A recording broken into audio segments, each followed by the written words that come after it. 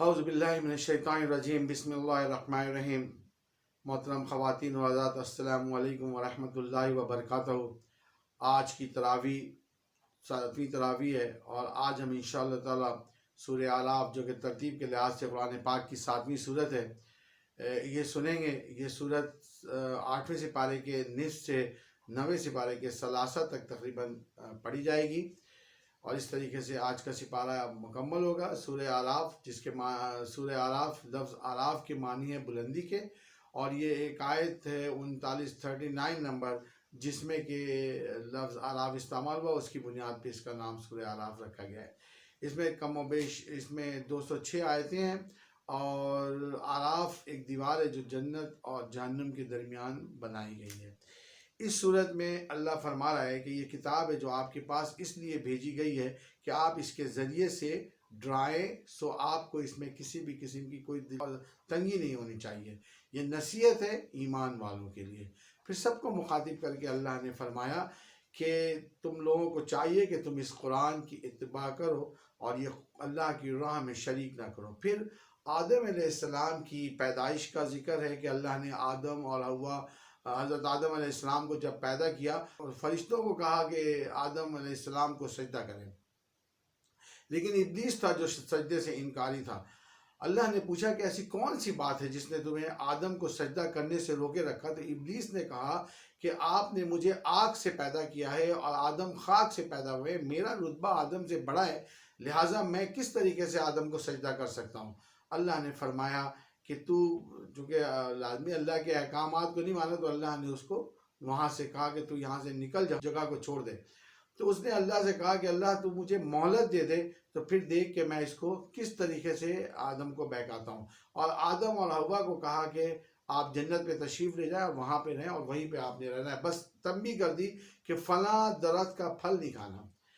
शैतान वहीं से, चूँकि वो वादा कर चुका है और जान रखिए कि ये क़यामत तक हमसे इसी किस्म के झूठ बोलेगा। शैतान वहाँ पर आदम माँ हव्वा के पास पहुँचा और माँ हव्वा से कहने लगा कि असल में ये जो फल है इसको खाने को सिर्फ इसलिए मना किया गया है, इसका कोई नुकसान नहीं है, इसकी कोई वजह नहीं है, बस आपको सिर्फ इसलिए मना किया गया कि ये फल मत खाइए।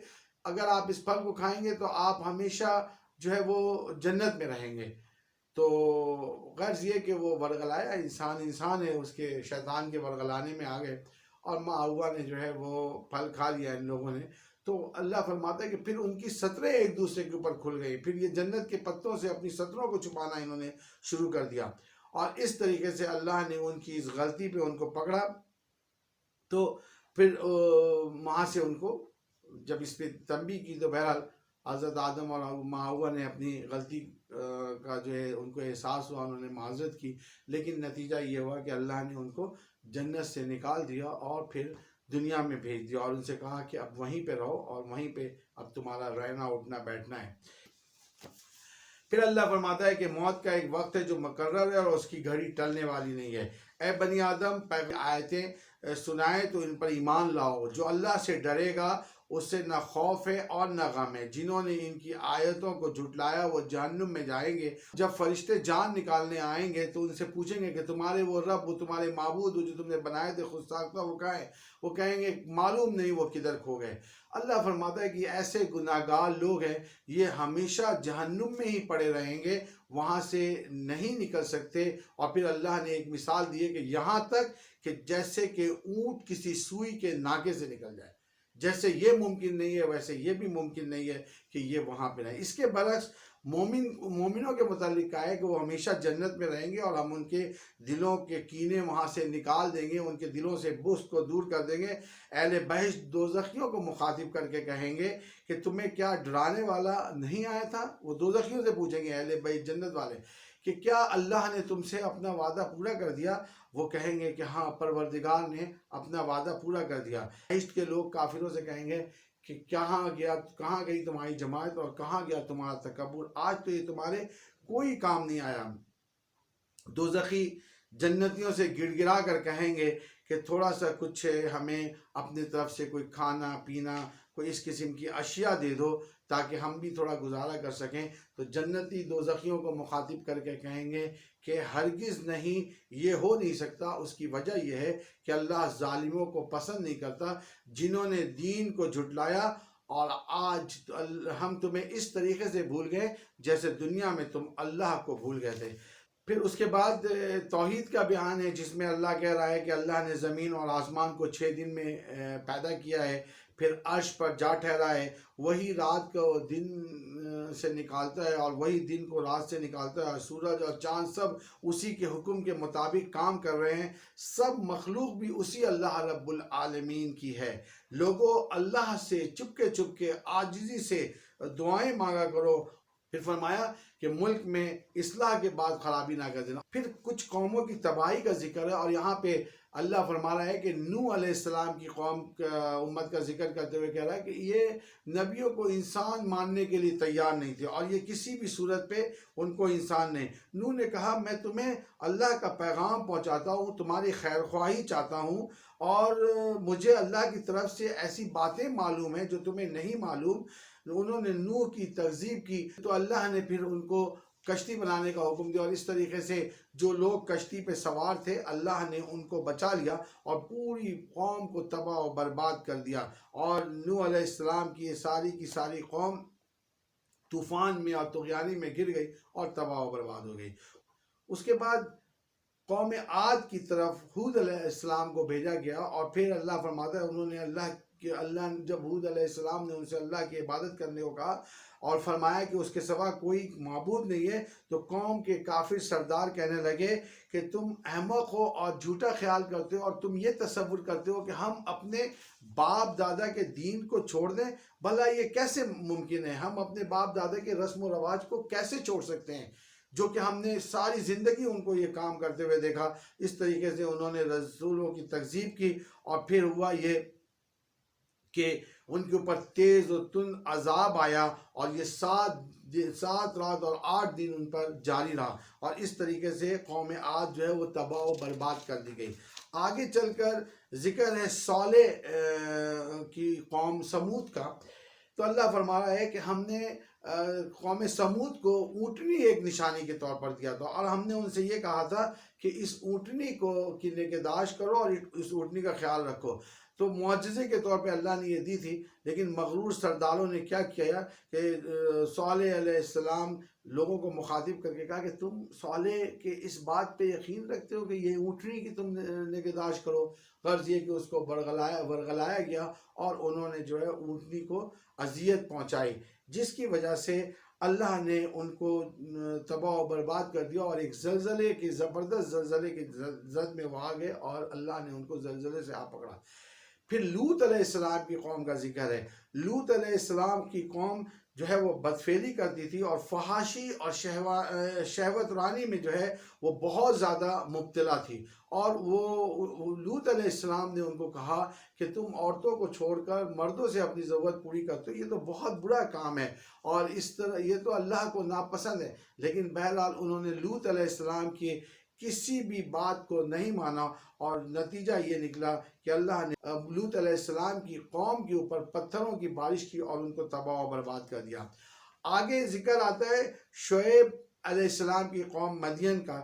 یہ کیا کرتے تھے؟ ان کی برائی یہ تھی کہ یہ ناپ تول میں کمی کرتے تھے، امانت میں خیانت کرتے تھے، اور فساد پھیلاتے تھے، اور سڑکوں پر مست بیٹھے ہوئے تھے. لوگوں کو تنگ کرنا، سڑکوں پہ بیٹھنا، لوگوں پہ آوازیں کرنا، لوٹ گھسوٹ چوری چکاری کرنا، یہ ان کا کام تھا. اور جو وعدہ کرتے تھے اس کی خلاف ورزی کرتے تھے. لہٰذا اللہ نے ان کو عذاب میں گھیر لیا اور زلزلے نے پکڑ لیا. محترم خواتین و حضرات، اگر میں ذرا سا آپ کو ذکر کرتا چلوں کہ چند قوموں کی تباہی کا میں نے آپ سے ذکر کیا ہے، کیا آپ یہ دیکھتے ہیں، کیا آپ کو اور مجھے اس بات کا احساس ہے کہ یہ ساری کی ساری برائی آج محمد صلی اللہ علیہ وآلہ وسلم کی امت میں موجود ہے؟ وہ ایک برائی کی وجہ سے جس کی وجہ سے قومیں تباہ کر دی گئی، یہاں تو ہم ساری برائی ناپ تول میں ہم گڑبڑ کرتے ہیں، چوری چکاری ہم کرتے ہیں، فحاشی عریانی ہمارے ذمے ہے، اور اللہ کے دین کو ماننے کے لیے تیار نہیں ہے. ہم نے ایک من گھڑت دنیا بنائی ہوئی ہے. لہٰذا آپ دیکھیں کہ ان کے اوپر کیا عذاب آیا. پھر موسیٰ علیہ السلام کا ذکر ہے کہ وہ قوم فرعون جن کا کام یہ تھا کہ وہ لڑکوں کو قتل کر دیا کرتے تھے، جادوگری میں وہ بہت زیادہ ایکسپرٹ تھے، لہٰذا اللہ نے ویسے ہی معجزے موسیٰ علیہ السلام کو دیے۔ موسیٰ علیہ السلام کا عصا تھا، جب وہ اس کو ڈالتے تھے تو وہ دیکھتے دیکھتے اژدہا بن جاتا تھا، جب وہ ہاتھ کو اپنے بغل میں ڈال کر نکالتے تھے تو دیکھتے دیکھتے وہ روشن اور صاف چمکتا ہوا آ جاتا تھا۔ تو یہ چونکہ وہ جادوگری کا دور تھا، لہٰذا اللہ نے موسیٰ علیہ السلام کو یہ چیزیں اور یہ معجزے دیے۔ جب انہوں نے فرعون کے دربار میں اللہ کی وحدانیت کا اعلان کیا تو فرعون نے ان سے کہا کہ تمہارے پاس کیا نشانیاں ہیں؟ انہوں نے کہا کہ میرے پاس نشانیاں ہیں۔ فرعون نے اپنے جادوگروں کو بلایا اور کہا کہ کیوں نہ ایک مقابلہ ہو جائے۔ لہٰذا فرعون نے ایک مقابلہ تمام جادوگروں کو اکٹھا کیا۔ جب یہ سب ایک میدان میں اکٹھا ہو گئے تو جادوگروں نے کہا کہ شروع کیا جائے۔ موسیٰ علیہ السلام نے ان جادوگروں سے کہا کہ پہلے آپ اپنا فن دکھائیں۔ تو لہٰذا ہوا یہ کہ جیسی انہوں نے جادوگروں نے اپنی لاٹھیاں اور رسیاں ڈالی تو دیکھتے دیکھتے وہ ایک سانپ کی شکل۔ اللہ نے موسیٰ علیہ السلام کو کہا موسیٰ گھبرا نہیں، یہ عصا اپنا ڈال دے، اور دیکھتے دیکھتے موسیٰ علیہ السلام کا عصا جو ہے وہ اژدہے کی شکل میں ان کی ساری چیزوں کو نگل گیا۔ جادوگر تھے، وہ بات کو سمجھتے تھے، وہ سمجھتے تھے کہ میرا تو کام دھوکہ دہی تھا، لیکن اصل میں یہ کام تو موسیٰ نے کر دکھایا ہے اور موسیٰ کا کام صحیح ہے۔ لہٰذا وہ چونکہ اس بات سے واقف تھے، لہٰذا وہ فوراً اللہ کے حضور سجدہ ریز ہو گئے اور کہنے لگے کہ میں تو موسیٰ علیہ السلام کے رب، موسیٰ اور ہارون کے رب پر ایمان لے آیا۔ فرعون نے کہا کہ تم نے مجھ سے بغیر پوچھے موسیٰ اور ہارون کے رب پر تم ایمان لے آئے؟ تو اس نے جادوگروں نے کہا کہ بالکل، چونکہ وہ ساری باتوں کو سمجھ چکے تھے۔ ان کے اس عذاب کے توسط سے اللہ نے ان کو قحط سالی، طوفان، ٹڈیاں اور گھن کے کیڑے، میڈک اور خون، اور آخر میں دریا غرق کر دیا، اور اس کے بعد زلزلے نے آ لپیٹا۔ یہ موسیٰ علیہ السلام کے مقابلے میں فرعون کے لشکر کا اور فرعون کے قوم کا یہ حال ہوا۔ اللہ نے موسیٰ علیہ السلام سے ہم کلام کرنے کے لیے ان کو طور پر بلایا 40 راتوں کے لیے۔ اس کے پیچھے جب وہ طور پر گئے تو انہوں نے اللہ سے اصرار کیا کہ میں آپ کے جلوے کو دیکھنا چاہتا ہوں، لہٰذا اللہ نے ان کو منع کیا، لیکن اللہ نے کہا کہ اگر تو دیکھنا چاہتا تو طور کی طرف دیکھ۔ دیکھتے دیکھتے جو ہے وہ طور پہ ایسی روشنی آئی کہ موسیٰ علیہ السلام جو بے ہوش ہو گئے۔ اس دوران جب موسیٰ علیہ السلام کو طور پر آئے ہوئے تھے، ان کی قوم نے پیچھے بچڑے کو معبود بنا لیا اور وہ اس کی پوجا کرنے لگے، اور 70 آدمی جو کہ کوہ طور پر گئے تھے وہ ان کے ساتھ تھے۔ اسی طریقے سے موسیٰ علیہ السلام کو ایک اور معجزہ ہوا کہ انہوں نے 12 خاندانوں کا ذکر ہے، اور اللہ فرماتا ہے کہ موسیٰ نے پتھر پہ جب اپنی لاٹھی ماری تو 12 چشمے پھوٹ پڑے، جہاں سے 12 خاندان جو ہے وہ اپنے اپنے حصے کا پانی لیا کرتے تھے۔ پھر موسیٰ علیہ السلام کے دور میں من و سلوہ اترا، اور پھر موسیٰ علیہ السلام کے دور میں ہفتے کے دن مچھلیوں کے شکار پہ پابندی لگائی گئی، لیکن وہاں پہ بھی لوگوں نے اس سے ہیرا پھیری کی۔ موسیٰ علیہ السلام جب کوہ طور سے واپس آئے تو انہوں نے جو تورات کی تختیاں تھیں ان کو اپنی قوم کو دینا چاہا تو وہ اس سے انکاری ہوئے، اور وہ اس کو ماننے کے لیے کسی طریقے سے تیار نہیں تھے۔ یہ سارے واقعات اللہ نے یہ سورہ اعراف میں بیان کیے ہیں۔ ان تمام واقعات کو بیان کرتے ہوئے سورہ اعراف کی ایک آیت ہے 179، اس میں اللہ فرما رہا ہے اور ہمیں اور آپ کو بھی متنبع کر رہا ہے کہ اس میں اللہ فرما رہا ہے کہ میں نے بہت سے جن و انس جہنم کے لیے ایسے پیدا کیے ہیں جن کے دل ہیں ان سے سوچتے نہیں ہیں، جن کی آنکھیں ہیں ان سے دیکھتے نہیں ہیں، جن کے کان ہیں ان سے سنتے نہیں ہیں۔ یہ لوگ جانوروں کی سی بلکہ اس سے بھی بدتر زندگی گزار رہے ہیں، اور یہی ناکام اور نامراد لوگ ہیں۔ محترم خواتین و حضرات، قرآن کی یہ آیت مجھے اور آپ کو یہ سبق سکھاتی ہے کہ میرے ناک، کان، آنکھ، دل سب کھلے ہونے چاہیے۔ مجھے دنیا کی اصل حقیقت مومن کے سامنے ہونی چاہیے اور اس کو نظر آنا چاہیے کہ کیا صحیح ہے کیا غلط ہے۔ لیکن بدقسمتی یہ کہ دنیا میں جو بھی غلط ہے اور جو بھی برائیاں ہیں ہم اس سے پردہ پوشی کر رہے ہیں، ہم اللہ سے پناہ مانگتے ہیں۔ اللہ فرماتا ہے کہ ایسے لوگ تو ناکام اور نامراد لوگ ہیں۔ اسی طریقے سے آگے چل کر اللہ فرماتا ہے کہ کچھ لوگ ایسے ہیں جو حق بات کرتے ہیں، انصاف پر قائم رہتے ہیں اور قیامت کے دن وہ سرخرو ہوں گے۔ لیکن کچھ لوگ ایسے جو قیامت کے متعلق سوالات کرتے ہیں، تو اللہ فرماتا ہے کہ ان سے کہہ دو کہ اس کا علم تو مجھے نہیں ہے، یہ تو اللہ ہی کو پتہ ہے، اور اللہ ہی بہتر جانتا ہے کہ وہ قیامت کب آئے گی۔ لیکن یہ جان رکھو کہ جب بھی قیامت آئے گی وہ ایک بہت بھاری دن ہوگا، اور تمہارے گزارے اس میں ہونے والے نہیں ہیں، اور وہ تم پر اچانک آن پڑے گی۔